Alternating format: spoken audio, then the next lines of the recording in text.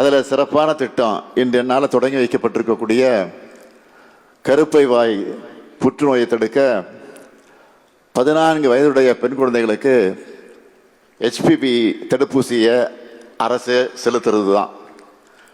கடந்த ஆண்டு பட்ஜெட்டில் இதை அறிவித்து அதுக்காக 36 கோடி ரூபாய் ஒதுக்கணும். பல பெண் மருத்துவர்கள் சோசியல் மீடியாவில் இந்த திட்டத்தை வரவேற்று பாராட்டி எழுதியிருந்தாங்க. 3,38,649 பெண் பிள்ளைகளுக்கு இந்த தடுப்பூசி செலுத்தப்பட்டிருக்கு. முதற்கட்டமாக 4 மாவட்டங்களில் இருக்கக்கூடிய 30,209 மாணவிகளுக்கு இந்த தடுப்பூசியை செலுத்த போகிறோம். மேலும் மார்பக புற்றுநோய் உள்ளிட்ட புற்றுநோய்களை தொடக்கத்திலே கண்டறிய தமிழ்நாடு முழுக்க 38 நடமாடும் மருத்துவ ஊர்திகளை வெலன்ஸ் ஆன் வீல்ஸ் என்ற பேரில் கடந்த நவம்பரில் தொடங்கி வச்சிருக்கிறேன். பெண்களுக்கு பெரிய அச்சுறுத்தலாக இருக்கக்கூடிய புற்றுநோய்க்கான தரமான சிகிச்சை வழங்க காஞ்சிபுரத்தில் அறிஞர் அண்ணா நினைவு புற்றுநோய் மருத்துவமனை 120 கோடி ரூபாய் செலவில் பெரிய அளவில் தரம் உயர்த்தப்பட்டு வருது. ஊட்டச்சத்தை உறுதி செய்கிற திட்டம் மூலமாக பாலூட்டும் தாய்மார்களுக்கு ஊட்டச்சத்து பெட்டகங்கள் வழங்குகிறோம். இப்படி மகளிர் நலன் காக்கும் நம்ம அரசின் திட்டங்களோட நீட்சியாக தான் இந்த தமிழ்நாடு பி சேஃப் திட்டம் அமைஞ்சிருக்கு.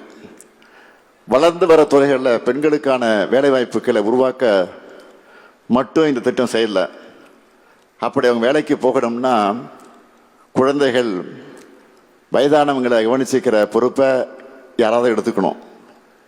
இந்த நடைமுறை சிக்கலை உணர்ந்து குழந்தை பராமரிப்பு, முதியோர் பராமரிப்பு, பாதுகாப்பான தங்குமிடங்கள்னு அதுக்கான ஆதரவு சேவைகளையும் இந்த திட்டம் வழங்குறது பாராட்டுக்குரியது.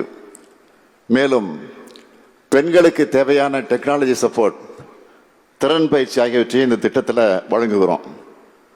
பெண்களின் பாதுகாப்புலேயும் இந்த திட்டம் அக்கறை செலுத்துது. ஏன்னா பாதுகாப்பான சமூகத்தில் தான் பெண்கள் அதிகமாக வெளியே வேலைக்கு வர முடியும். அதனால தான் இந்தியாவிலேயே தமிழ்நாட்டில் அதிக அளவிலான பெண்கள் தொழிற்சாலைகளில் பணிபுரிகிறாங்க.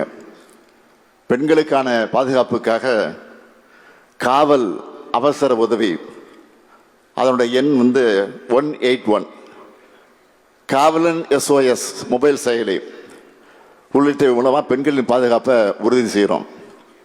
முழுக்க நம்ம திராவிட மாடல் அரசினுடைய திட்டங்களோட ஒத்துப்போகக்கூடிய குறிக்கோள்களை இந்த தமிழ்நாடு மகளிர் வேலைவாய்ப்பு மற்றும் பாதுகாப்பு திட்டம் கொண்டிருக்கு. அதனால தான் இந்த உச்சி மாநாட்டுக்கு அழைப்பாளராக இல்லாமல் உங்களில் ஒருத்தனா, இன்னும் சொன்னால் ஒரு பார்ட்னராக நான் வந்திருக்கிறேன்.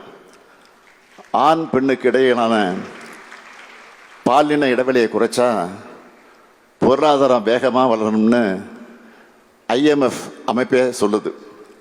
நாங்களும் 2030க்குள்ள $1 ட்ரில்லியன் பொருளாதாரம் கொண்ட தமிழ்நாடு என்னும் எங்கள் இலக்கை அடைய பெண்கள் தான் முக்கிய பங்கு வகிக்கணும்னு செயல்பட்டு வரோம்.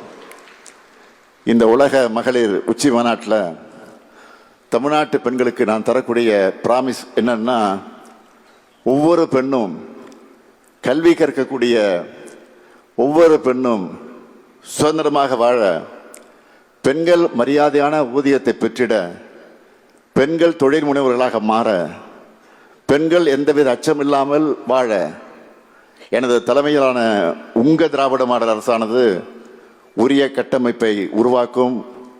அதற்காக தொடர்ந்து உழைக்கும் என சொல்லி உங்களிடமிருந்து விடைபெறுகிறேன். நன்றி, வணக்கம்.